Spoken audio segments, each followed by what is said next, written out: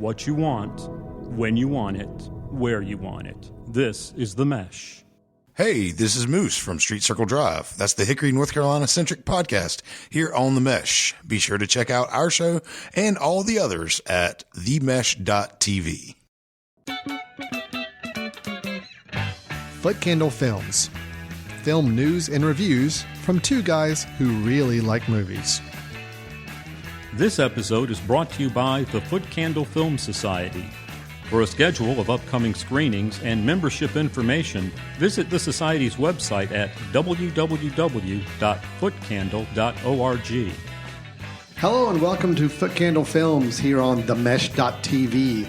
My name is Alan Jackson. I am the co-director and co-founder of the Footcandle Film Society and the Footcandle Film Festival.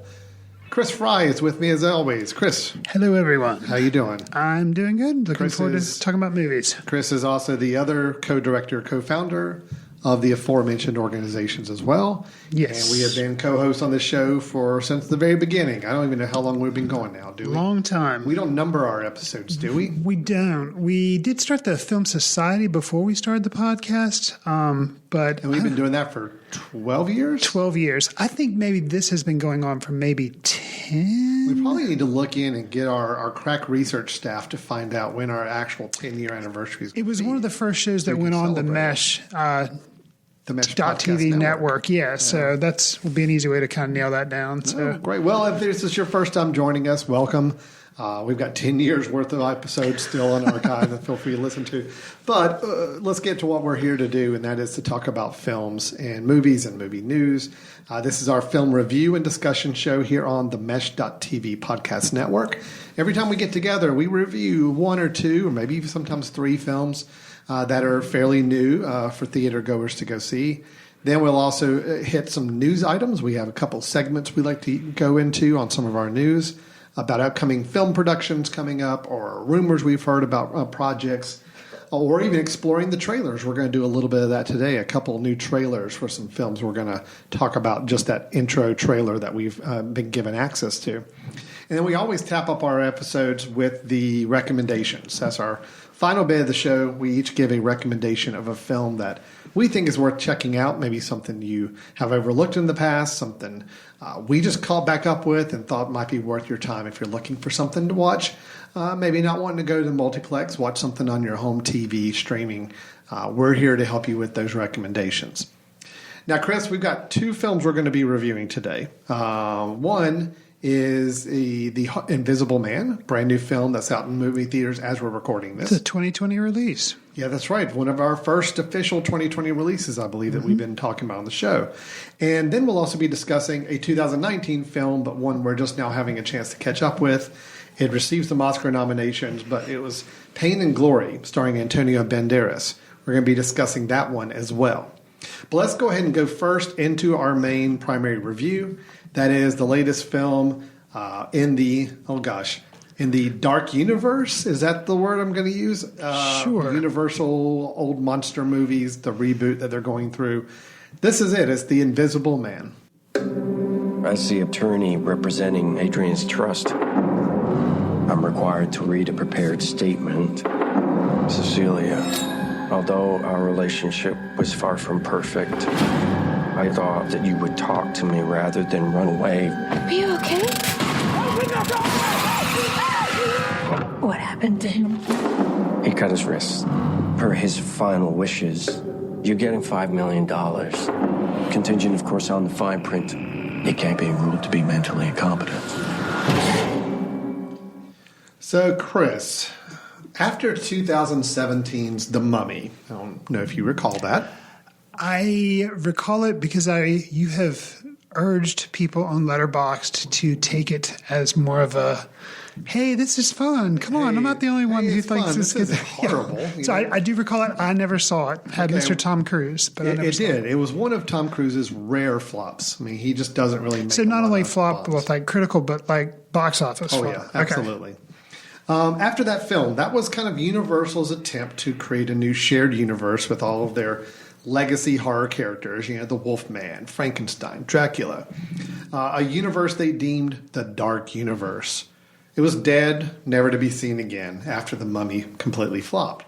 There were rumors at one point that Johnny Depp was going to be in a new Invisible Man film, and that, I think, got scuttled as soon as they saw the returns on The Mummy and said, okay, never mind, we're not going to go there. Never mind.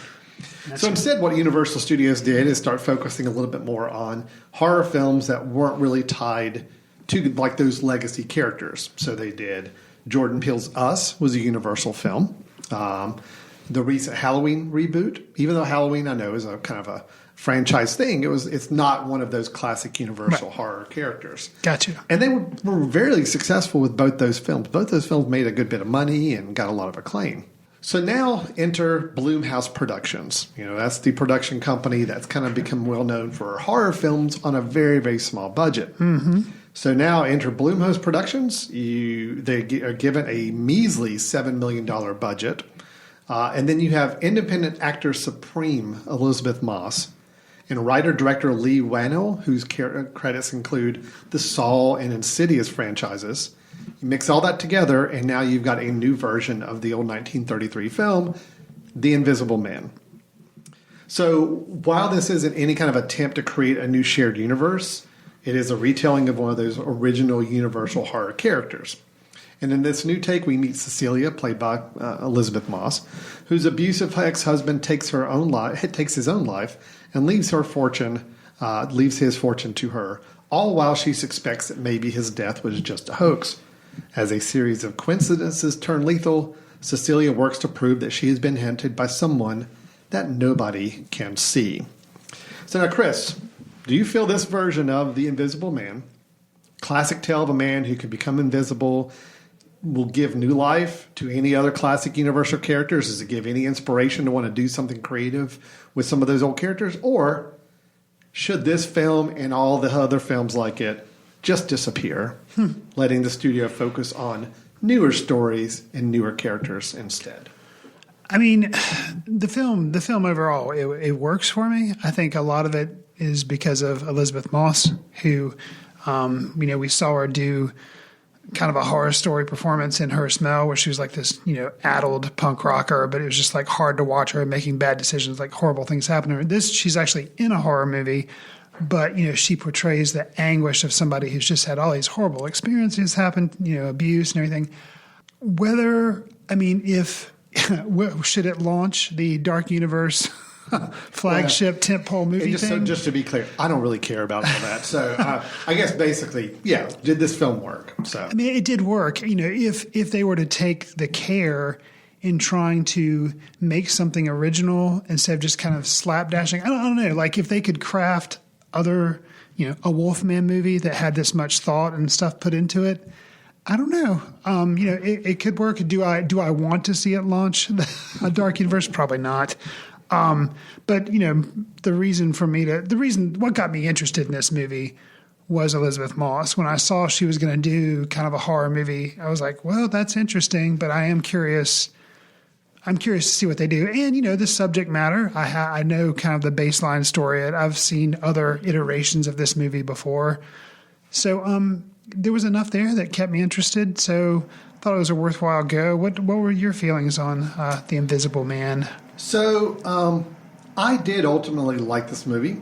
I came out having had a really good time. Okay. I will say that. I think it was probably, I'm not a huge horror movie guy. Gotcha. If I'm going to go see a horror film, I generally want it to be a horror film that has a little more thinking involved and builds up more tension. As opposed to gore or something like that. As opposed to violence and gore. Sure. And I think this was definitely more in the vein of what I'm interested in. More of a thriller than more necessarily. Thriller, but sure. yet enough scary, tense moments to keep me on the edge of my seat. And this film did that. Right. I'd say for 90% of the running time of this film, I'm totally into it. I'm digging it. I think it's a really well-made, intense kind of horror film. It's a modern telling of an older style story, and I think it works in today's culture. I think it's got to make some interesting choices that I'll kind of get into in a little bit. But I got to be honest, the last 10, 15 minutes did kind of throw me down a loop on the film that I came out not as positive as I did going into the large majority of it. We'll have to have some spoiler talk because there's some interesting questions I have, but I would ruin stuff. The big That's the whole point. Is Right. I've got more questions afterwards than Sure. I think I should have had. I understand this is a fairly popcorn film. Yeah. It had enough interesting elements to it to make it rise above your standard popcorn horror films. But it was still pretty much a pretty routine film for the most part. But in those situations, I still need to have some understanding of what the characters' motivations were, and especially why, in this case, the Invisible Man makes the choices, did the things, is the person that they say. Anyway, I can't talk about it without being spoilery, but Sure. It did. Unfortunately, I was so into this film until that last 15 minutes or so, and I found myself saying, oh man, such a wasted thing where you could have just capped this movie off and just really made it work, but instead they had to throw more question marks on there that I just don't think worked. I think they tried to make it an ambiguous film, and I don't think it worked. So, but I loved every other element of it. I thought it was a well-made film. Love the pacing of it. I love the building of tension throughout the scenes. There are scenes, Elisabeth Moss wrestling with an invisible man that were actually really good. Pretty impressive. I mean, it's, of course I know that there's trickery involved to do these Sure. things, but I couldn't tell. I mean, it looked really believable. I will say a shame of the trailer that is out for this movie. Don't watch it because there's some stuff. I mean, it doesn't spoil like the ending. It doesn't spoil some other things, but some of what you're talking about is shown in the trailer. And I wish I would have just gone in with no idea of because some of that stuff is still cool to watch. But if you had no idea of some of it playing out, it would have been amazing. Yeah. Well, I agree. I felt the exact same way. There are certain scenes in the trailer that subconsciously watching this movie, I kind of know, I know they're going to get to this scene, so this has got to happen to make them get there. Right. And I didn't like knowing that. I'm impressed that the effects, like you've kind of mentioned, with the invisible stuff, the effects were as solid as they were, especially, I like a lot of Blumhouse films. But, like you had mentioned, it's kind of a lower production budget. You figure some of that, or maybe a lot of it, is Elisabeth Moss's salary. So, for it to look as good as it does, that's pretty impressive. But I guess, Blumhouse has had a lot of success now, so they're getting bigger and better funded, I guess. Yeah. For a relatively low budget film. Sure. I agree. The effects on, and again, we're going to do this without spoiling the Invisible Man itself. I would just say the effects around that Invisible Man, especially in the latter part of the film, I thought were pretty cool. Yeah. I actually really liked the way they made this character, I hate saying believable in today's society, and the way they visualized him on the screen, it really worked. Sure. And I agree. A change happens with that character late in the film in the way he appeared or didn't appear at times. That made it even more, to me, tense, when they built up that effect later on. Again, right? It's so spoilery. I don't want to get into that, but sure, they did a really good job with those effects. I'll just leave it at that. I'll say that we're dancing around things, and this will involve that as well. But you mentioned, at the top, your question was kind of launching a dark universe or launching something that would definitely keep me interested. And I'll put a little asterisk on my comment here, and then I'll explain it in the spoiler talk because I can't explain it too much. But if Elisabeth Moss reprises her role, and I'm going to put a little asterisk there, if they made a sequel in this movie, I would be extremely interested if she's involved and reprises her role. Yeah. And how they could do it, and it would be amazing. And the rest of that I'll explain in spoiler talk. I know exactly where you're going with it, where the film kind of leads us, and I'd like to see that too. Again, I had a really good time with this movie. I mean, I will tell you, Chris, I'm not one to react in movie theaters much. I don't typically laugh out loud. I typically don't gasp at tense parts. There is a scene in this film, the dinner scene between Elisabeth Moss' character and her sister.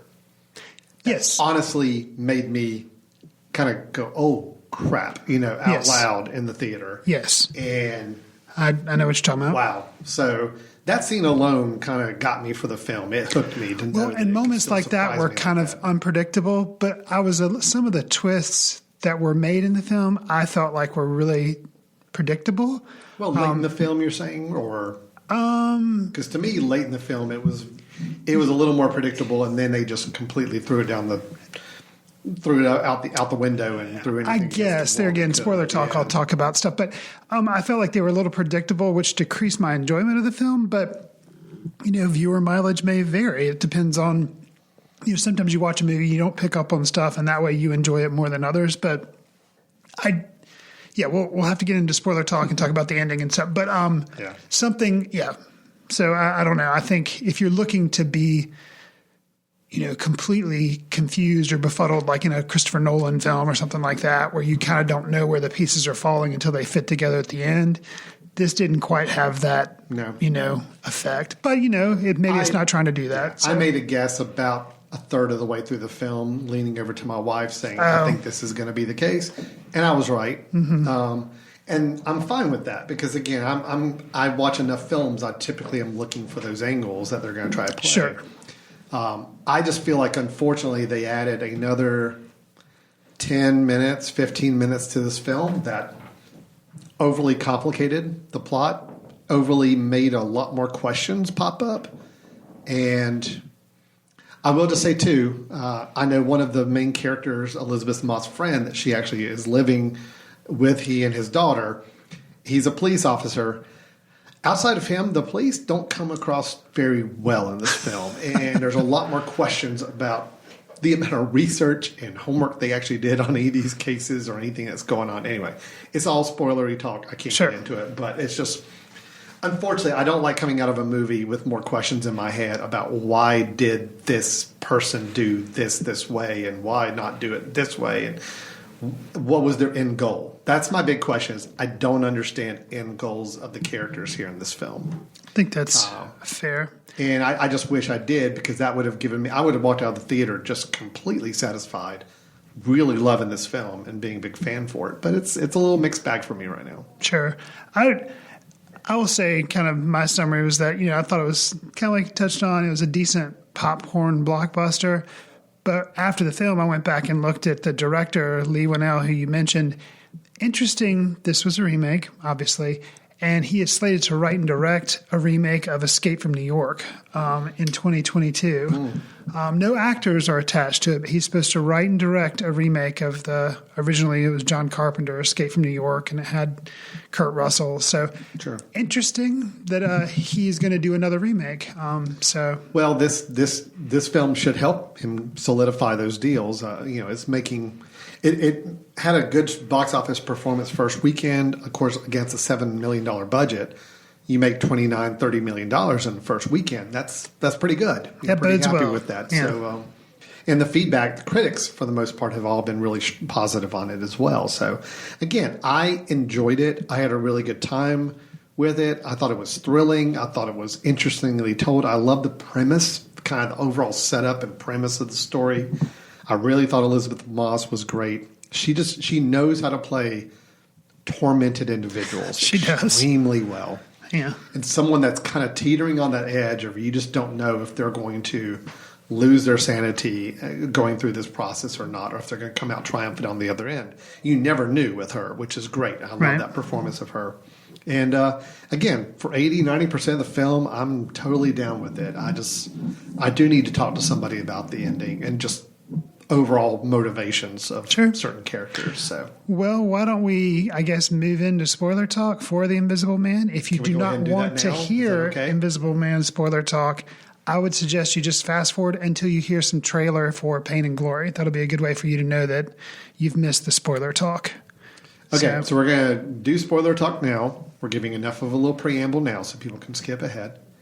And when you hear the Pain and Glory trailer, which will have some music and all that, then you know you're far enough ahead you can start listening again. Okay, so starting in 3, 2, 1.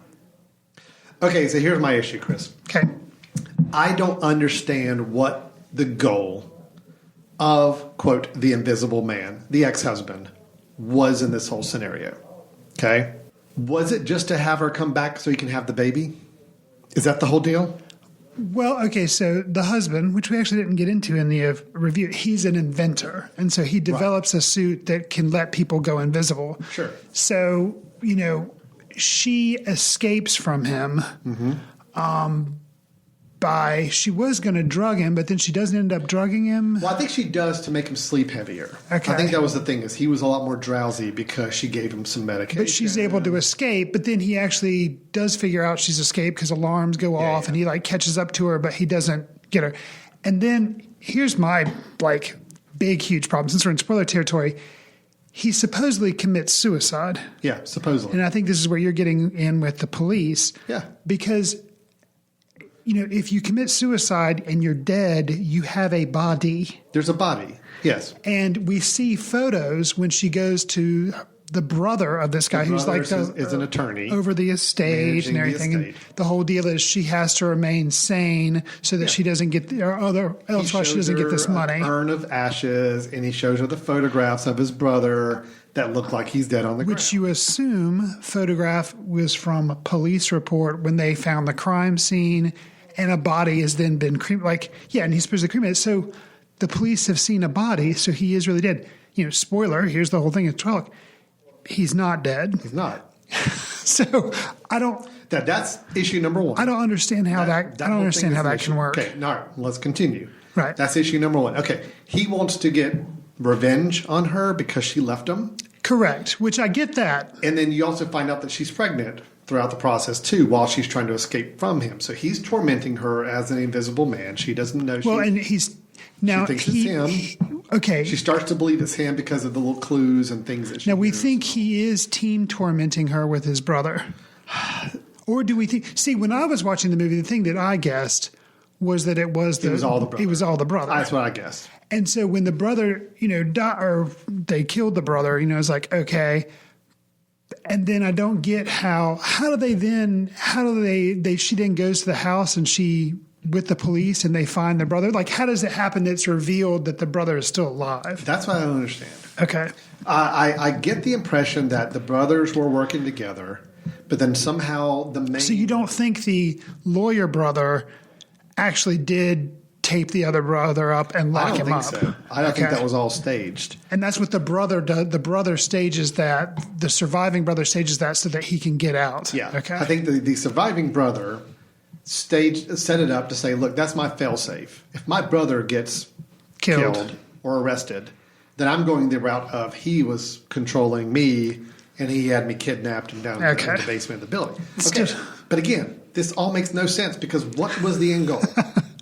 The end goal for the husband was to get his wife back and have their baby. Right. Okay. Because he's very controlling. So then why go through the whole rigmarole of faking his death, giving her this money, saying, "Here, you're going to get all this money now. Your only stipulation is you can't commit a crime or can't be deemed mentally unfit." Right. So here we're going to give you this money. Okay. Now we're going to go through the machinations of trying to make her seem crazy and set her up for murder. Okay. So then we can take the money back away. Let me throw something out there. Yeah. Okay. And this makes me kind of, so I had questions, and this gets into my part about how if they made a sequel and Elisabeth Moss was in it and they did something with this, I think it could be really interesting. Okay, let's assume, and there again, I think we're thinking way more about this than the person who wrote and directed the movie did. Probably so, but which is sad.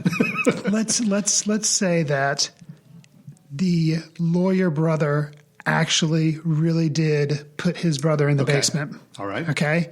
So that brother was still abusive. Still a bad husband. But he didn't commit any of this. But he didn't do all this stuff, stalking her after her death, everything like that. That was all his brother. Yeah. Okay. Now, his brother dies, and somehow they figure out that there's this other brother. Okay. Elisabeth Moss goes there. She agrees to have dinner with him and everything. She does. Okay, but hear me out. Here's the thing. He was really horrible, but then whether she's holding against all the other stuff or all the mental anguish that she's gone through since then, she thinks he helped his brother. He didn't. Okay. And so then she murders him. And granted, the guy was a jerk, but he never did any killing. And I guess, I don't know, probably didn't deserve to die. But maybe be arrested. Definitely divorced and all that kind of stuff. So, and then her walking out like she steals the suit and she has this look in her eye. Basically, if the future Invisible movies aren't Invisible Man movies, but an Invisible Woman movie, and she now has this psychotic break where she is a villain, I think that would be amazing. Well, I think that would be good. All right, but here's still, okay, just to poke some hole, I love if that was the concept. Right. To me, that would be perfect. I'm a little fuzzy because I don't remember how the brother being in the basement was revealed. I don't remember that. All I remember is that there were some Elisabeth Moss's characters at the police station saying, no, it wasn't just the brother. I know it. I know it was my ex-husband. Because of things he said. Yeah. And then you see police officers going through their house. To search the house. Okay. And you hear like the yelling from down in the basement. Okay. All right, if it really was just the brother. And she figures this out because when she's at the dinner, he says something as well. He says surprise. And that's what the guy said to her. So she knew, like, without a doubt that he was kind of flimsy to base it off of. She knew without a doubt that he was one of the people that had been stalking her. Okay. Maybe. And then here's my other issue is at the end, okay, so she kills him by putting on the suit that she has stashed in the closet. Right, which I was fine with them bringing that back around. I was too. Put on the suit, sneak out there, cut his throat, just like they did her sister in the dining restaurant. Right. However, there's a security camera watching. Well, she backs out of the frame. No, she does. Well, she's invisible. Right. I mean, it looks like he's... However, at this point, invisible suits have been introduced. The police know these exist, okay? Because they just found a guy in the police officer's house that had been shot who had been wearing an invisible suit and doing all these things. So now if you see a videotape of the same guy... But they don't know a second suit exists. Well, but still. I mean, they don't know a second suit exists. You still see a videotape of what looks like a guy slitting his own throat, which... You're like, why would he have done that? They're, again, setting it up for a sequel. The police do know and then come after her. I mean, I could actually see where her friend, the police officer, even though at the end he was a little hesitant, he's like, well, on sound, it sounded like he killed himself. She's like, good. That's what I wanted to make sure it was, is that the microphone sounded like because he basically knows he knows that she killed him. She did. Right. And she really had no evidence to base off the fact that her husband actually did these other things. Right. And was worthy of dying. Right. So yeah, if he was an abusive husband, but we don't actually know. Do we know? I mean, he was verbally abusive. Well, so they ask her. Family asked her at one point. Her friends asked her at one point. And we know she's pregnant, but she didn't want to be pregnant. She said, among other things. Okay. That's all she left it as. So rape was probably happening. You could go with the whole that she kind of imagined a lot of the abuse he did to her, and it was all kind of in her head, and now she's murdered him, and now she's the bad guy. I don't know. Right. I just feel like there were way too many plot hole questions, especially with the police involvement and the whole suicide of the husband and early on. Like, why wasn't that? It was on the news. Like, if it was on the news, there should be police records of it. It should be like there should be a body, a dead body that's a brother. Shouldn't that be something to tip off that he actually is dead? I would think so. Anyway, a lot of big questions there. That's what hurt my enjoyment of the film. Same here. I was fine with it up until they got to that last scene at the house over dinner. Right. Because I'm thinking, okay, the brother did it. It's perfect. Her husband actually did leave in the will that she would get this money if he were to die. Or he did in a suicide note. He's like, look, yeah, you can have the money. Right. So the brother has to enact that trust. But I was like, well, the only way I can get that money is if she's deemed unstable or criminal. So I know about the invisible suit, so I'm going to make her go crazy. And I'm going to make her look like she murdered somebody. And I'm going to get all the money. Perfect. I mean, everything makes sense. Sure. And if the movie had ended with, oh, look, it was the brother, and he was just trying to get the money from her. Okay. Done. Movie's over. I get it. Made sense. The whole them finding the brother down in the basement, saying he was kidnapped, but then she killed him anyway. That whole thing just threw everything into a tailspin for me. Yeah, I understand. Same. I'm kind of on the same page. Yeah. It's just, I think it made it more complicated than it needed to. Sure. Where you could have had a pretty straightforward film, and I thought it would have been incredibly exciting and interesting to watch. They wanted to throw one more twist because the whole time you're supposed to assume, oh, it's the brother and he's somehow alive. Or it's the husband, he's somehow alive. And then you're like, oh, no, it's the brother. And they wanted to be, the twist was, oh, no, it's both. And they should have just left good I enough. just wonder if that was all added later on in the process, that Maybe. last scene. Like, really, it was going to end inside that house. Right. They shoot the brother. They take off the mask. They see it's the brother, and then it's like, okay, that's it. And it's like, no, we need a little we need extra. more. We need to bring the husband back somehow. Right. Yeah. Anyway. Okay, we're done? Yes. We have picked it apart? I We think spoiled so. everything on it. So, we're going to move on then to our second review, which is the latest film from Pedro Almodóvar, starring Mr. Antonio Banderas. It is Pain and Glory.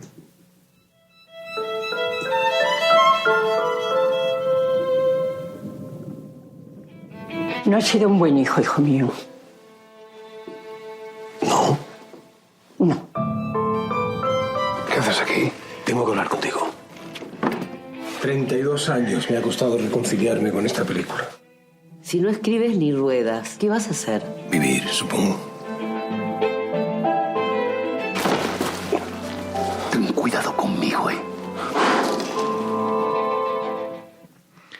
When I think of Pedro Almodóvar and his films like Volver, All About My Mother, etc., I think of vibrant colors and Penelope Cruz. Well, this film delivers with the colors and Cruz, so my expectations were met.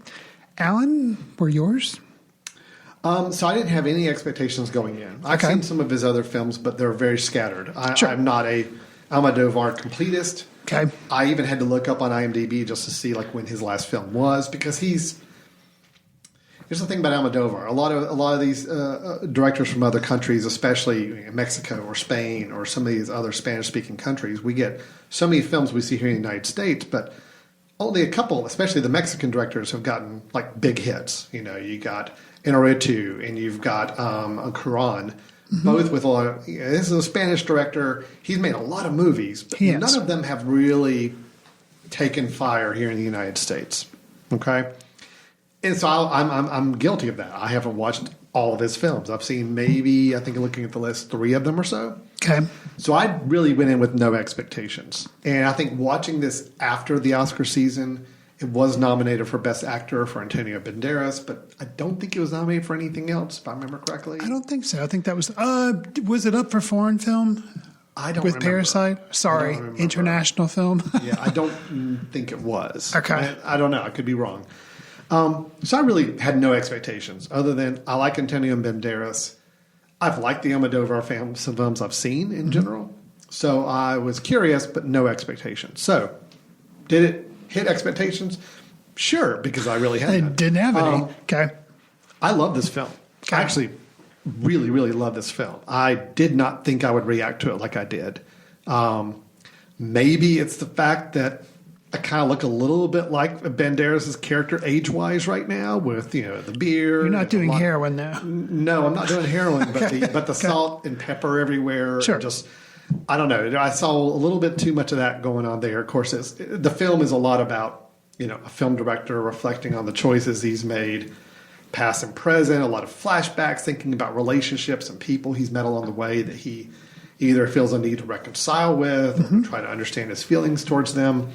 And they really kind of are all hitting along the side. He starts doing drugs, which I think accentuates a lot of these feelings he has. Sure. But yeah, this movie really, really worked for me. I think it's just such a great moving film about the aging process, about memories and trying to keep a hold of those memories, your relationship with your family. I thought the relationship he had with his mother was very interesting.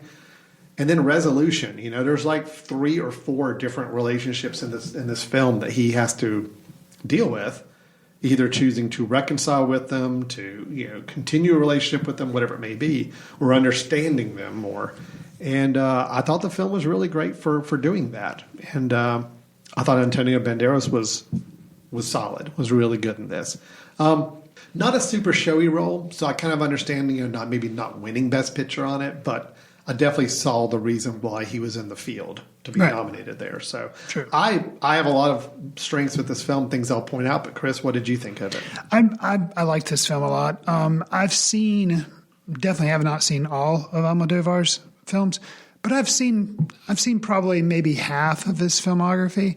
And of his films that I have seen, this is definitely my favorite. Okay. Yeah, well, it's definitely the favorite of the few I've seen too. Yeah. And Penelope Cruz, what struck me so much is that she is clearly such an unbelievable muse for Almodóvar. She's been in a couple, a lot, not all of his films, but she's been in many of them.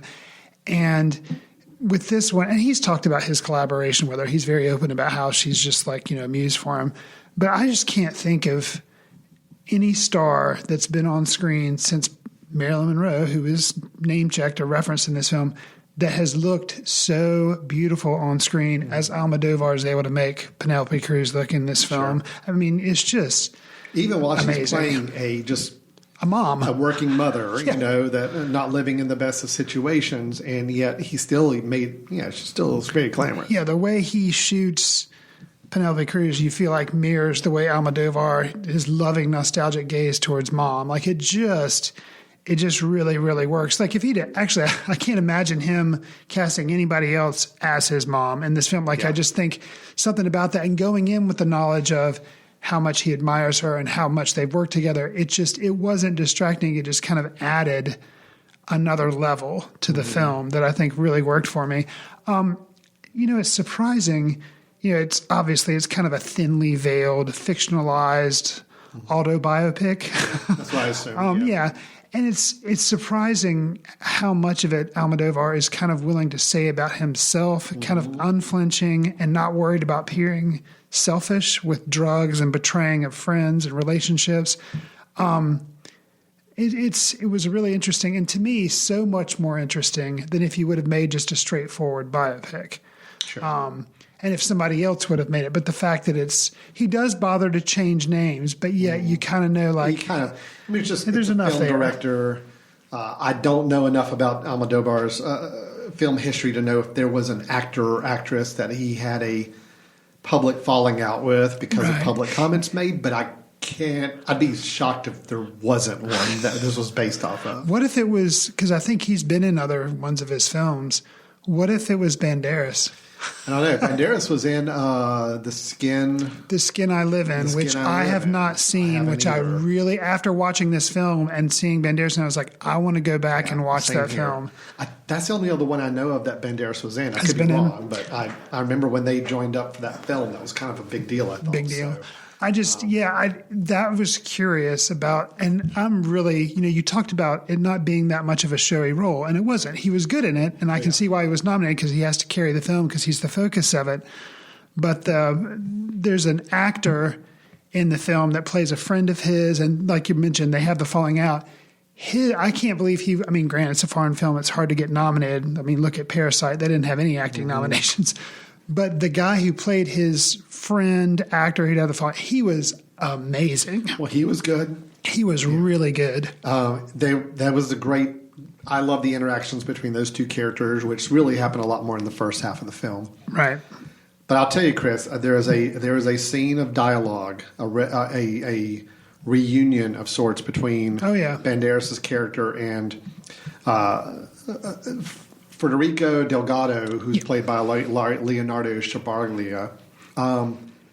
Man, that whole dialogue scene, the two of them reconnecting after all these years and just having a very natural dialogue, but yet you just felt it was so authentic and just felt moving at the same time, and just, man, I loved it. I mean, that scene, I actually went back and watched that dialogue scene again because I just thought it was so not the actor who's had the falling out with, but the other relationship. Yeah, this was the shorter one, like right in the middle of the film. Happens one night. It's really them sitting around for probably a couple hours talking.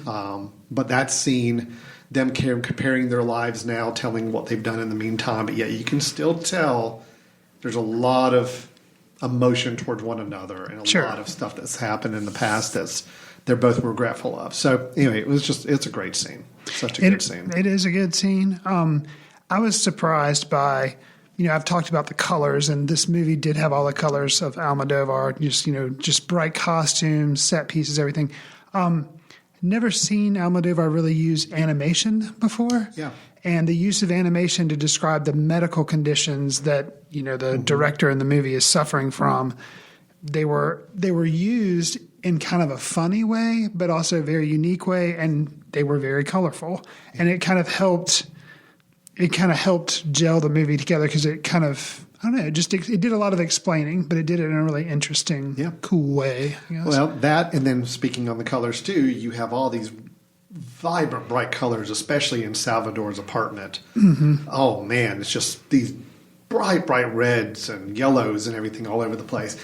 But then when you go to the flashbacks of him as a child and where he and his mother had to move into this dark white cave, that just had nothing on it, no color. But yet every time you went back and visited those flashbacks, a little bit more color has been added to the point where at one point there's an entire wall of these colored tiles, that just kept building on that. But I love the fact that he was kind of starting with this blank slate of white, and then slowly as his mother and he were there living there, more and more color started to emerge. So colors definitely get your attention in the film all the way through. The young Salvador, the kid playing the young version of Salvador, was really good. Again, I'm very critical of kid actors. They can make or break a film sometimes, and this one I thought was great. Oh, he was really good. Really fun to watch. You mentioned. Let me jump in because you mentioned a scene with one of his relationships from earlier that kind of comes back, and you really like that scene. I mentioned that one actor that plays Alberto Crespo, I think is that, so he's the former collaborator that was in a movie that had a falling out. The director gives him kind of a script and allows him to go do a one-man play. Mm-hmm. I thought that whole, and they show kind of a performance of it. It was called Addiction. Yeah. That whole one-man play is amazing. Yeah. Is amazing. He Joaquin Phoenix dances Joaquin Phoenix at one point. The actor who's doing it is just, I was like, whoa. And then, like you kind of mentioned, the result of this play is a reuniting of somebody. And that was just how that was all woven in there is just a really, really memorable sequence. I agree completely. And I would be remiss if I didn't mention the very last shot. That was going to be my closing thing. Yeah. So good. Last shot, it was one of the best, I think, ever of a film. Yeah. I honestly, I'm watching this at home, and as soon as that last shot happened and I realized what it was, as it slowly zoomed out, it showed us what we were seeing, it was a little bit of a gasp. It's like, that was good. The only thing that possibly could have just moved it into the realm of even more unbelievable is if it would have pulled back a little bit more and shown Almodóvar. And that would have been incredibly meta, but interesting. Right. So, but good that it stopped where it was enough where it was, and he probably felt like, no, that would just be overdoing it too much. But that's all Almodóvar does is a lot of times stuff is just in your face, on the nose, and so. But no, the last shot just so good, amazing. Yeah, no, it really is. It's a shame I didn't see this film earlier when we were doing our top 5 of the year, because I think this might have crept in at 4 or 5. I'm not sure. It would have been close. Right. I'd have to go back and evaluate. It definitely was a top 10. I don't know if it would have made the top 5 or not, but I only have one criticism. And it's really minor and probably meant to be intentional, and actually I've got it pulled up on the screen here, Chris, because I know our viewers can't see it, but it's actually this shot. There are a couple of shots in this film that I was surprised. This one bothered me. Yes, the one me you too. have pulled up. It was a conversation he's having with an actress who's trying to get him to kind of come out of retirement or whatever. It looks like a soap opera setting. It's like the lighting. It just didn't look like. You even watch the next shot. Just watch this. And it doesn't match. Yeah, it doesn't match. Look at that. That's a beautiful shot. And then the previous shot, the 2 shot of them, with the solid wall behind them, it looks like a soap opera setting. There were about 2 or 3 times like this. There was another shot while he and his assistant were riding in a car, and it just looked so flat and staged. Well, and I will say maybe that bothered me, and it's only occurring to me now. And because the reverse shots would look more like film, and these shots would look like a video, almost shot on video in front of a soap opera. Maybe he's trying to be self-referential because his earlier stuff was very soap opera-y, and also so maybe there's something to that. I could have understood if the whole scene was shot like that. Right. Then I'm like, I get what he's doing there. But the fact that the close-up shots were really, really nicely shot, but these look just so flat and uninteresting. And again, it was only maybe 2 or 3 occasions in the film I noticed it where it did kind of jerk me out of the film just for a second. Like, what is this? This is the one you have put up, which nobody can see. This is the only one that I felt that way about. So There's a car driving scene in particular I can remember late in the film that I did think was very similarly flat shot. Interesting. Yeah. That was my only criticism. I don't know why those shots were in there. There may be a purpose for them doing them, but it just didn't quite connect with me. So for whatever reason, so to me, I'll just kind of summing up my feelings of it. It was a autobiographical, colorized mashup of Fellini's 8.5 and Cuarón's Roma, which you kind of name-checked at the beginning of the review. It really stands out for me as one of Almodóvar's best because despite covering similar territory of, I'm going to tell my life story or to kind of tell where I came from, like Roma, or Fellini, the struggling artist with 8.5, it mashes those two together, but there's so much original going on here with plot threads being woven in and out that it just really... It's one of his best and just a really amazing film. I thought it was great. I kind of regret that it wasn't up for more awards than what it got. Definitely in Banderas, I can see the reason there. But it was a powerful watch. So really, really well made film. Great. I'm happy to hear you liked it. Because honestly, I had no idea. And I got through the film without mistakenly calling it Pain and Gain. So I'm really happy. That's an accomplishment right there. That is something that tripped me up early on too. But no, this film stands on its own. It deserves its title. So, all right. Well, that is Pain and Glory by Pedro Almodóvar, starring Antonio Banderas. Both Chris and I sound like we're on the same page and really, really connecting with this film and loving what Almodóvar did with it. So we are giving it a high recommendation there. Chris, let's take a quick break. We've done our 2 reviews, The Invisible Man and Pain and Glory. Both films we liked, but Pain and Glory, obviously, we are big super fans of. Let's go and take a quick break. When we come back, we'll have some news sections, and then we're going to end up the show with our recommendations. So stay tuned. You're listening to Footcandle Films here on themesh.tv. Hey guys, this is Mary Margaret from the Chick Chat podcast. Are you interested in promoting your business to an online audience? Your advertisement could be right here on The Mesh Podcast Network. Head over to themesh.tv for more details. Hello and welcome back to Footcandle Films here on themesh.tv. Alan Jackson and Chris Fry with the Footcandle Film Society Footcandle Film Festival here with you. And we are back to talking movies. We had a great 2 reviews in the first half of the show. But Chris, let's move on to some future things. I mean, those are films that are done. They're already out there. We've already seen them. Let's talk about some movies that should be coming up before too long. And we have a segment that we do occasionally on this show. We don't really have a theme song for it or anything yet, but we just kind of call it this could be good, and it has to raise up at the end with a question mark because we don't know. Right. It's a project that we know is underway or early talks are happening, and there's elements of it that sound like it could be good, but yet we're not 100% confident in saying that for other various reasons. So if it's okay, Chris, I'm going to go ahead and jump in first because this one's been top of my mind for about the last 4 or 5 days now. Okay. I love Indiana Jones. I am a huge fan of I call them the trilogy, because even though there were 4 films, I do not count the 4th film. The trilogy, Raiders of the Lost Ark, Temple of Doom, Last Crusade. Okay. Love them all. They're some of my favorite trilogy of movies, my favorite, characters in cinema. Right. Very disappointed with Indiana Jones number 4, The Crystal Skull. How many times have you seen it? 1.5. Oh, okay. So you've seen it more than once. Okay. I saw part of it again. Okay. And still didn't work for me. Kingdom of the Crystal Skull? Kingdom of the Crystal Skull. Yeah, okay. I watched the first half again because I actually do like the first half of that movie. Okay. And then the second half I think is hot garbage. So, okay, fair enough. But... Steven Spielberg directed all 4, co-written with George Lucas. I think, at least on the first 3. Now, I don't know if he co-wrote Kingdom of the Crystal Skull with Lucas or not. I cannot recall if that was the partnership was there or not. Okay. But they've rumored for quite a long time that they were going to have a 5th Indiana Jones movie. Probably would have done it a lot sooner if number 4 had been successful. Probably so. Shia LaBeouf was in that. Shia LaBeouf was in Kingdom of the Crystal Skull. There was a tease towards the end of the film that he was going to be kind of past the hat and be the next Indiana Jones. He's the son of Indiana Jones. Yeah, Spoiler if anybody hasn't seen Kingdom of the He's the Crystal son Skull. of Indiana Jones and Marion. Okay, right.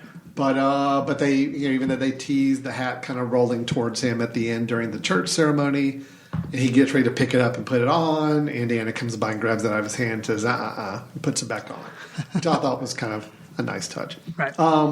So they are making a fifth one, though. They've rumoured about that for a while. At one point, they were gung-ho, full force speed ahead. Then they came back and said, oh, no, we're doing script rewrites and other things are happening. So there was a lot of questions about whether this is still Is Shia LaBeouf going to be in it? Don't know. Have not said. My understanding is they're still working on the script. So he may or may not be in it. We don't know. Okay. But the big news I wanted to kind of comment on is that it was announced last week that Steven Spielberg is no longer going to be directing. Now, I can be the purist in me and look back at the original trilogy and say, oh, this is going to be bad. Steven Spielberg has to be the one directing this. I'm just adamant about it. After watching Kingdom of the Crystal Skull and not really seeing Spielberg do a lot of action movies anymore this late in his career. Ready Player One. And listen to that sigh. I just didn't think that worked. Right. I mean, that was more of a video game than it was at directing human beings in action movies. Okay. So now thinking about it, I'm like, you know what? I think I'm okay with maybe it is time for Indiana Jones to be handed off to somebody else. Now, I love Harrison Ford, but I think it's time to reboot Indiana Jones. That's just where I am on the things. I think they should go with someone young, start it again, and give it to a fresh new director and let them go crazy with it and have fun with it. Keep the same kind of personality, keep the same kind of pulpy saga style, but yet reboot it. So I don't know. I don't know what this means. Now, there was a rumor that the rumors are right now, even though they have not officially announced a new director, the rumors are James Mangold. And for those of you not aware, James Mangold, we spoke about him most recently with Ford v. Ferrari, which was an Oscar-nominated Best Picture film. Right. He also did Logan, which was a good movie. He did, what else did James He did Walk the Line, I believe, many years ago. He did. The Johnny Cash biopic. So he's flirted with high-profile productions and projects, and he's gotten some acclaim.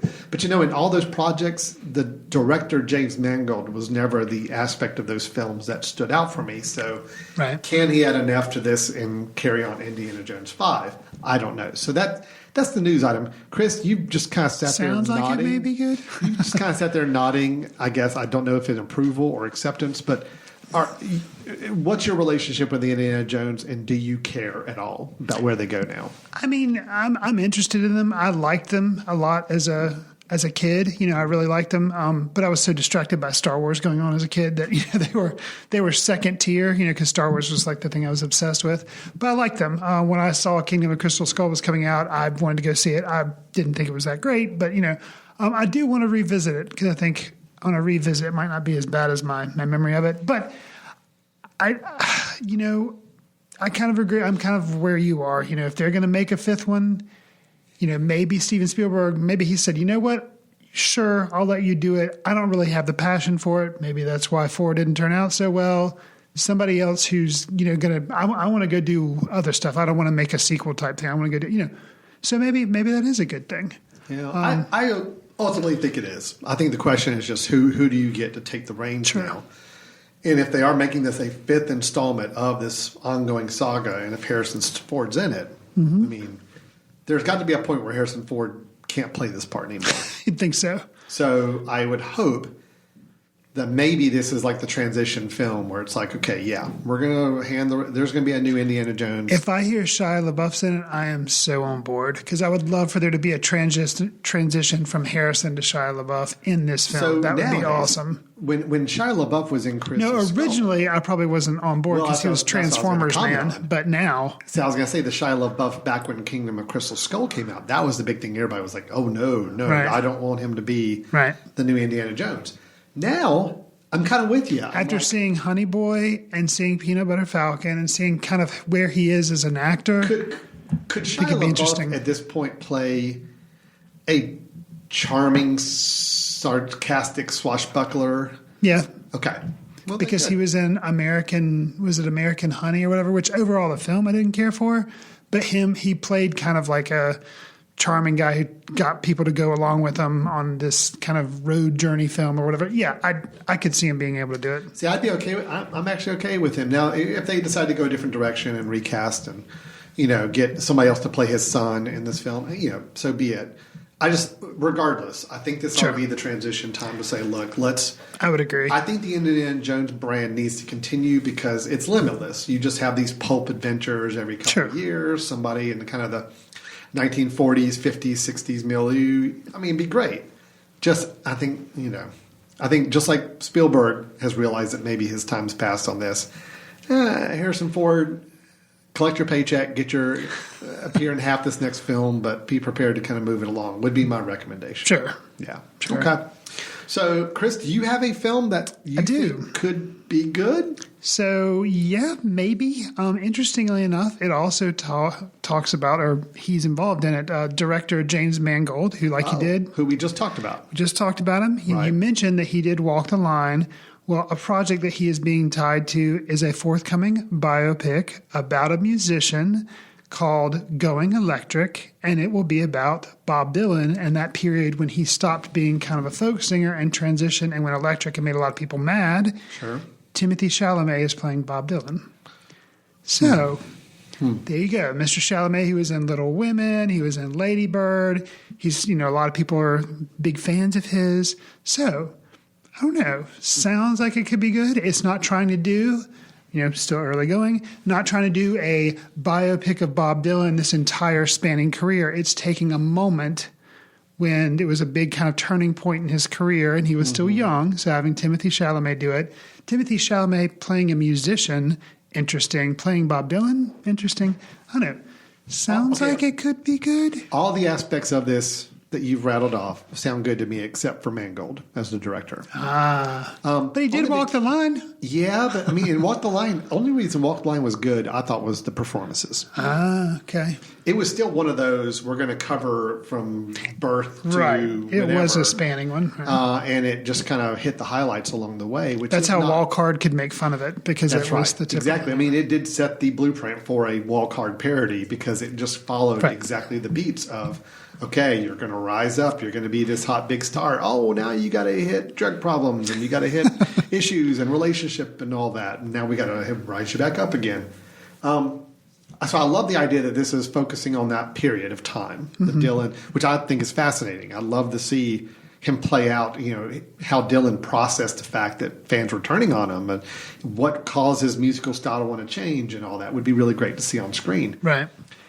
And I'm not going to sit here and say I'm Chalamet's biggest fan, but I admit the kid's got talent, and I'm generally intrigued by the stuff he does on film. So I'm on board with it. Okay. It's just, Ford v. Ferrari was a good, fun film, but it just didn't go deep enough for me to really make it interesting as much as I would have liked. And Logan, I'm one of the guys, I liked Logan, but I don't adore it like a lot of comic book movie fans do. Sure. So all of his movies have been, if the performances are good, then the film's enjoyable. But otherwise, I haven't seen a lot more there. So okay, fair enough. Curious. Yeah, sure.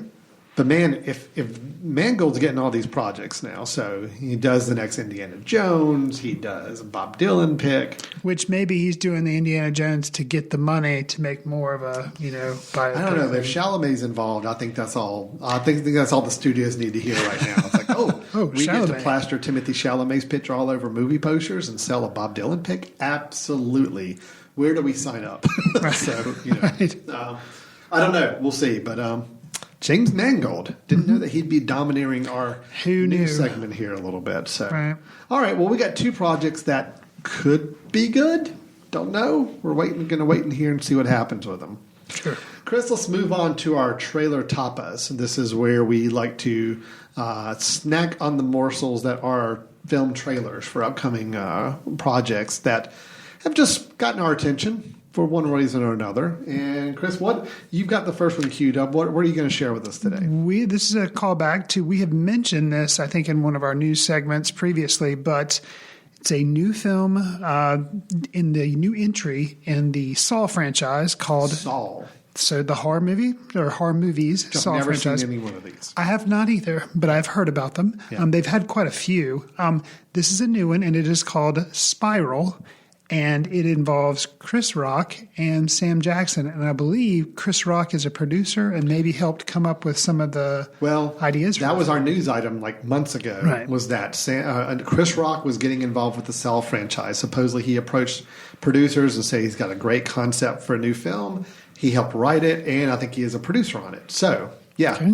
Oh, so this is a trailer for that film. Yes, let's watch. We're going to play the trailer, Spiral. so if you're just listening to us, you're going to hear a minute or two of just trailer. If it's something worth checking out, we do recommend you go watch it online or see it on your own. But here, we're going to watch it here, and you may hear us react a little bit to it, and then we're going to kind of give it our feedback after it's done. So here we go. This is Spiral. What do you got there? Oh, it's just my wife, Emma. This is my son, Charlie. Enjoy it while it lasts. While it lasts. Nothing happier than the wife of a new detective. Emma's cool, man. She's different. You don't know my wife. You can give a woman 600 Tuesdays.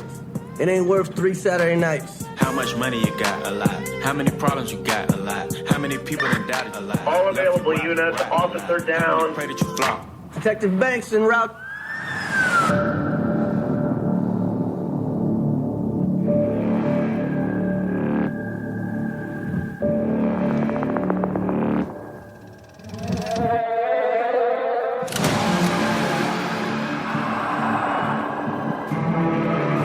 Whoever did this has another motive. They're targeting cops.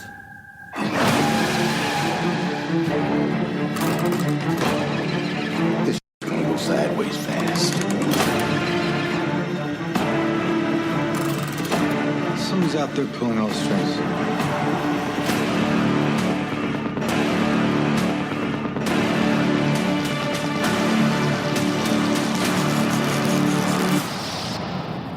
You want to play games,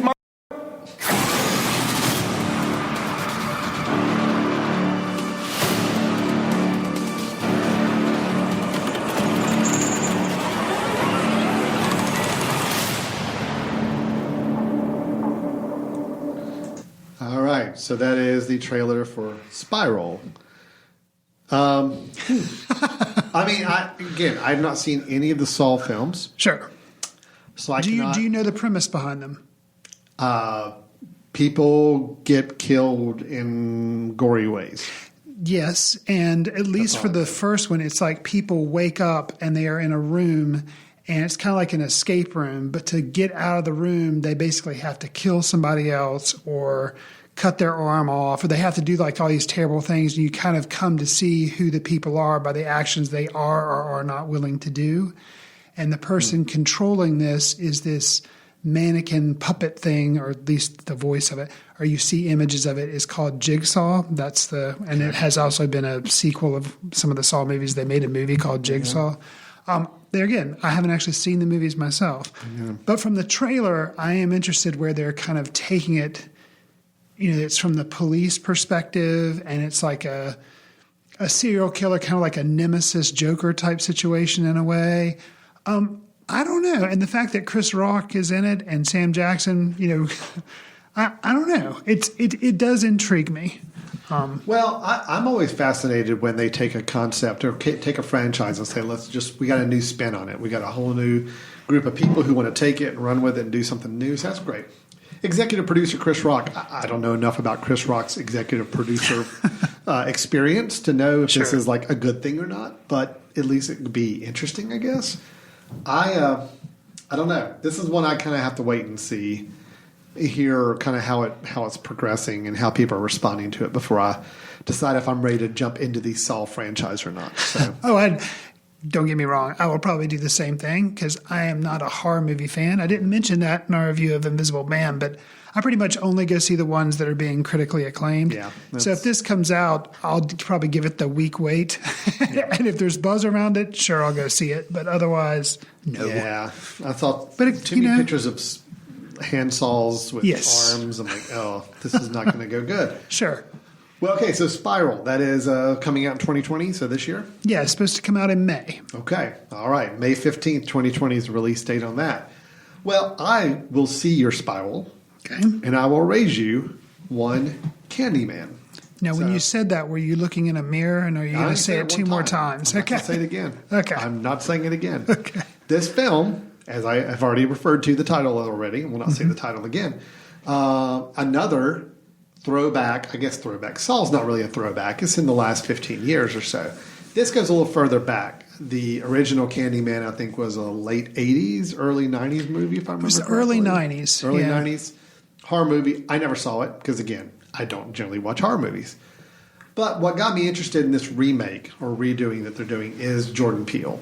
So Gotcha. Jordan Peele is a producer and co-writer, I believe, on this. Okay. Of course, he did Get Out and he did Us, both which I really liked. Us was at my top 5, if not right on the border of my top 5 this past year. So I'm interested to see what he does next. Right. And I did end up watching this trailer already. Yeah, it's creepy. Yeah, it scares me. But I can see where there might be something interesting going on here. Okay. So anyway, this is the trailer for that word that starts with a C and ends with an MAN. Candyman. The urban legend is, if you say his name 5 times while looking in the mirror, well, it's 5 times, he not 3 appears times. in the reflection. Fair enough. And it kills you. Who would do that? Candyman.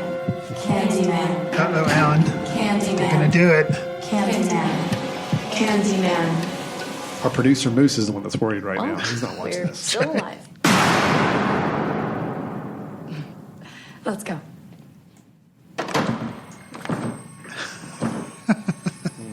Trina, you've broken the door. Our producer Moose is shaking his head in the booth. He is so not watching this movie.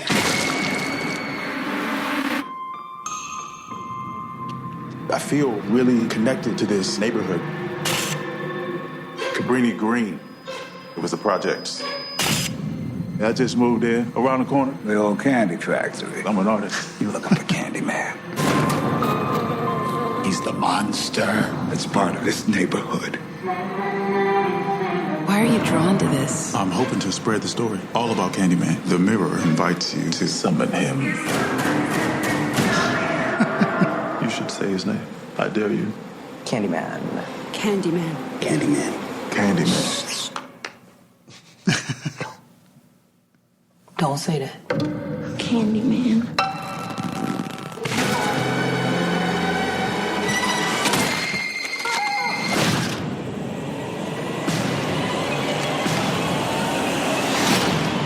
I think I made a mistake. I brought him back. Candyman isn't real! Something's happening to me. He had a purpose for you. To be another one of his terrible stories. I guess he found me. I am the writing on the wall. The sweet smell of blood.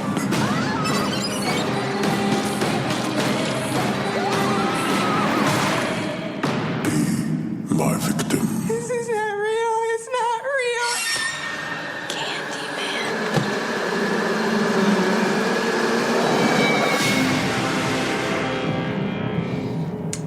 Yeah, so that's Candyman. Little more, little rougher than the Spiral trailer. So, thoughts, Chris? You know, that movie came out in 1992. I was in college, and they had a sequel to Candyman. And actually, it was a project that we were given in class is to direct scenes from Candyman 2, the sequel. We had the shooting script for it. So I did mine with stop motion Star Wars figures. Or I did with Star Wars figures. Back up for a second. There's a lot to unpack. I'm interested in Candyman. I had seen the original film, never saw the sequel. So in college, so I have seen the films. We were given a project, and it was to do scenes from Candyman 2. We were given the shooting script, and I used Star Wars figures as and did like a stop motion recreation Who chose of the scene. Candyman 2? Like we had the shooting script for it. The professor gave us the shooting script for Candyman 2 and said, "Do these scenes," because it was like I guess he had access to it. So he's like, "Here's a movie that's being made." The movie had not come out yet. I guess somehow he got a shooting script. And so it was kind of a cool project. I never did see the movie. The second one, I'm just assuming my Star Wars recreation was very faithful and was amazing. And they wish I had directed the sequel instead. I mean,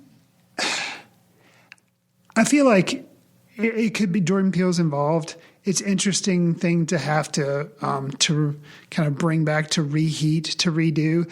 A lot of people do like that original Candyman film, or it really affected a lot of people, including, as we've referenced, apparently our producer back in the booth, Moose, was like traumatized by it as a kid. So it has stuff going for it. Jordan Peele, the look to it. I'm afraid they may have given too much away in the trailer. Well, that seems to be the case with the trailers. Although with these horror movies, I'm fine with just go ahead and give me as much away in the trailer because my chances of actually seeing it in the movie theater are pretty slim to none. But Jordan Peele is the big appeal for me here. I mean, if he's going to be putting his stamp, Monkey Paw Productions is kind of his production arm. I'm all for if he wants to put his unique stamp or help guide some interesting telling of classic horror stories or... That's great. So right now we just saw 2 trailers for films that were taking a pre-existing concept and making it not only modern, but possibly putting a little bit of a unique spin on it. So I'm interested, but it's another one I have to wait and see. How does it turn out? Is it worth it or not? So, and just because somebody's name is attached to the credits as a producer doesn't mean it automatically gives it the gold star either. I can think of plenty of examples of films that had great producers on board, but if the director and the stars are still just not on board, or you don't have a great script, it doesn't really matter. So. Right. All right. Well, that's our trailer tapas. We had Spiral, the newest in the Saw franchise, and the latest, the remake of the 1992 classic film Candyman. All right, so Chris, it's time to wrap up our last section of the show here. This is where we each give a recommendation of something we think is worth checking out. Maybe something that somebody overlooked, maybe a film not many people know about, or it could be a super popular film that we just feel like is worth revisiting for whatever reason. Chris, why don't you take it first and tell us what you've got as a recommendation? I want to start the 10-year appreciation of the film, anniversary appreciation of the film, The Other Guys. The Other Guys, Will Ferrell and Mark Wahlberg. Correct. It's a 2010 comedy from writer-director Adam McKay, who was a frequent collaborator, still does on occasion with Mr. Ferrell. But it's the story of 2 mismatched New York City detectives. They get an opportunity to step up to this, try to be the city's top cops, and things are a mess. and it's amazing. I mean, you've got Will Ferrell and you've got Mark Wahlberg, who obviously had chemistry because they went forward with making a Daddy's Home and a Daddy's Home 2, which I have not seen either one of those, but they realized the chemistry that existed between the two of these, comedic timing, and they gave them 2 other movies. I'm not going to recommend those, but I am going to recommend The Other Guys. There are some awesome performances in there as well from Michael Keaton, who plays the police captain. He's just really deadpan and he knows exactly what kind of movie he's in, and he seems to be having a ridiculous amount of fun. And it's throwing all sorts of random bits of humor, which they pretty much, I think, every single one of them landed for me, which I can see some people, it's like when you watch Anchorman, some people say, oh, well, there's a joke or 2 in there that's really funny, but just there's so much that doesn't work for people, and you're like, oh, okay. Who are these people you speak of? Right. I don't know who these people are. But I tend not to hang out with people who don't find humor all the way through Anchorman. I mean, right. And so it's kind of one of those litmus tests. But this movie, I don't know why more people don't talk about it as being amazing, because there's just so much in it that's amazing. I mean, one of the things, and it's kind of a running joke, but it doesn't get tired, and I think is one of the amazing things, is there's this TLC joke about Michael Keaton referencing song lyrics. And that in itself is funny, and it's a running joke, and that's funny. But the fact that it's Michael Keaton doing it is just... doing it with a straight face is just... It was a little bit of a return for Michael Keaton when he made this movie, because this was before I think he did like Spotlight and some other movies that got him back in everybody's eyes. He had been out of the picture for a little while when this film came about, so I remember that was kind of a big deal. I think part of the problem with The Other Guys from a public standpoint... It doesn't have a great name. The name of the movie is not memorable. And I remember the trailer was not great. Not good. I remember actually watching the trailer, excited for the movie, watching the trailers and being like, I mean, the jokes weren't really landing in the trailer. Okay. So I think just people said, oh, it's like a buddy cop movie, comedy movie. Didn't have a great trailer. The name was not very memorable. No. So I think that was probably the problem with its appeal. But I did see it after it had been out. And yeah, I thought it was hilarious. And I actually kind of want to see it again because I don't think I've seen it in like 7 or 8 years. So. I highly recommend it. All right. That is The Other Guys. My recommendation, I don't think I've mentioned this film before. We maybe discussed it in passing at times, but... Citizen Kane? Yes. It's a little-known film that I like. This is not a film I love, but I more admire it for what it did and feel like it gets a bad rap with a lot of people for other reasons. Interesting. So you and I, Chris, both watched the Watchmen series on HBO that ended just not too long ago. It was like 8 or 9 episodes. Yes. I loved it. I thought it was a wonderful miniseries. The actor of which was featured in the Candyman trailer we just watched. That's right. The individual who played Cal, the husband of the lead character, was actually the lead actor in that Candyman trailer. So I really love the limited series. Now, this does not hold a candle to that limited series, but I still think is an admirable effort. And it is the film Watchmen that was done by Zack Snyder. I had a chance to catch up with this and watch most of it again not too long ago. And yeah, it doesn't all work. There are some things, Zack Snyder is a very stylish director, and he definitely put his style stamp on several parts of the film that I could have done without some of the overdone cinematics that he added to the film. Okay. But it was a tough feat. I mean, The Watchmen is a graphic novel written by Alan Moore. It was like 12 issues long, I believe, and collected in big volume versions now for people to read. But it's a very dense story. Mm-hmm. A lot of characters, a lot going on. Very much a story of the time, back in the mid-'80s when it was written. And considered one of the greatest graphic novels or greatest comic collections ever made. Right. So Zack Snyder, it was a little bit of an interesting choice when he was chosen to direct it. He had come off of 300, and I think his first film, like feature film, was one of the zombie Night of the Living Dead type of spin-off movies. Okay. So he was an interesting choice, but I think, Chris, you and I actually went to go see this together when it came out. Yes. And I was very excited for the film, and I came out generally overall okay with the film. I still thought it wasn't everything I wanted from it, but I thought it was good enough. Mm-hmm. And watching it since then, I realized that, that was a big challenge. There's a lot to fit into that movie, and I think the film actually does an admirable job of telling the story it told. And I thought all the people they chose actors-wise were really good in all their parts as well. So I'm going to give it a recommendation only because I think it's gotten a bad rap. I think it was trying to pull off a near impossible feat. And I think in hindsight, it did pretty well by it. Well, and it's really popular these days to dump on Zack Snyder. So I think that, that's where the whole DC universe, Justice League, all that came to a head. Yeah, he is the poster boy for beating up on cinema right now. Right. It has a very epic feel. Again, I love some of the acting in it. I think, trying to think most noted, Jackie Earle Haley as Rorschach was really good in the film. Who's the guy that played Dr. Manhattan? Billy Crudup. Billy Crudup was good as Dr. Manhattan. Ozymandias was done by... I'm so bad with names now. Who was the kid that played... It wasn't... Jeremy Irons is in the miniseries. No, Jeremy Irons is in the HBO Ozymandias in the movie. Yeah, I'm trying to think. Oh, gosh. This is going to haunt me. And the guy who played Night Owl in the movie was... somewhat well known. Patrick Wilson. Yeah, Patrick Wilson. Yeah. But then Matthew Good. Matthew played Adrian Veidt or Ozymandias. Yeah. All really good. Carlo Gugino, Malin Ackerman, all doing really good job. Jeffrey Dean Morgan, I completely forgot he was Edward Blake or the comedian. So, visually there's a lot of scenes that kind of stick with me from this film, and I think there are some sequences that really work. Yes, he did change a good part of the ending, and yes, he got a lot of ire online for people for not including the squid. And for those of you who have read the novel or watched the HBO series, you know what I'm talking about. Right. There's a giant squid in the book.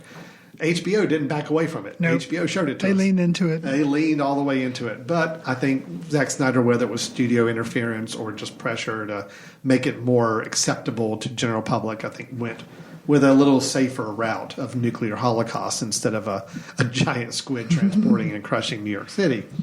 Regardless, I think the movie's good. I think it's worth checking out if you enjoyed the HBO series. It does harken back to the HBO series, does kind of reference something specifically from the movie, I think, a little more than others. So anyway, I liked it. I thought it was good. I don't think it deserves all quite the negativity it's getting right now. So I just had a chance to watch it again recently and think there may be something good there. So fair enough. So that's our recommendations for this episode. Kind of two unique choices, not ones I would have necessarily we assumed we would have picked. Yeah. The other guys for Chris, and then Watchmen for me. Of course, we had our reviews earlier in the show of The Invisible Man and Pain and Glory. We liked both films. We really, really connected with Pain and Glory. Invisible Man we liked. We just felt like it had some plot and storytelling issues that really hampered it later down the stretch. And then, of course, we talked about Indiana Jones. We talked about James Mangold twice for some reason. And his publicist can cut us a check. Right. And then we also shared a couple trailers of some upcoming horror films that sound interesting.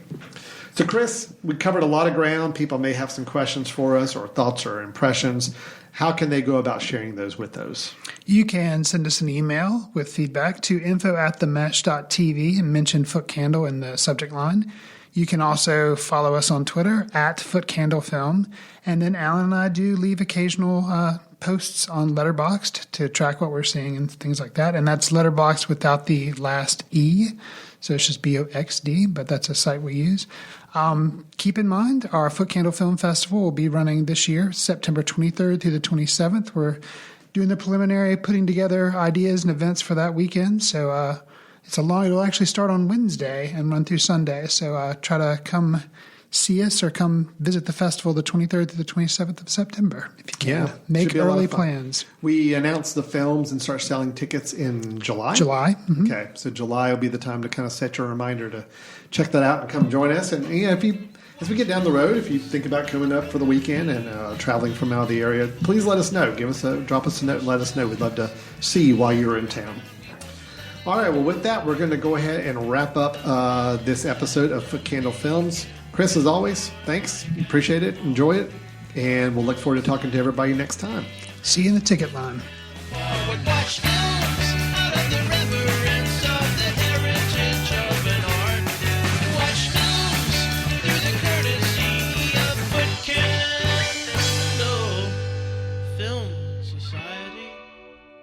Special thanks to Carpal Tuller for the show theme music. For more about Carpal Tuller, visit www.carpaltuller.com. You've been listening to The Mesh, an online media network of shows and programs ranging from business to arts, sports to entertainment, music to community. All programs are available on the website as well as through iTunes and YouTube. Check us out online at themesh.tv. Discover other network shows and give us feedback on what you just heard.